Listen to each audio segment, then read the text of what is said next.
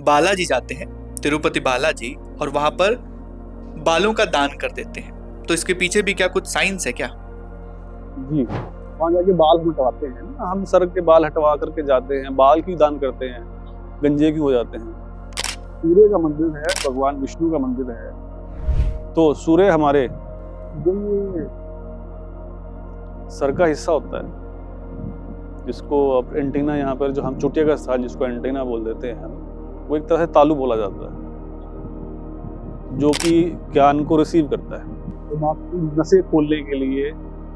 ठीक है, हमें जब सूरज की धूप पड़ती है सर पे, और अगर वहाँ पे हम बाल नहीं है तो वो ज़्यादा जल्दी खुलती हैं, एक तरह से दिमाग की नसें खोलने के लिए, ताकि इंसान की कर्म शक्ति अच्छी हो, उसकी वर्किंग अच्छी हो, लोगों पे विश्वास करने की ताकत बढ़े। ये सब हिस्से की कमी को ठीक करने के लिए वहाँ बाल उतारने का लिखा है।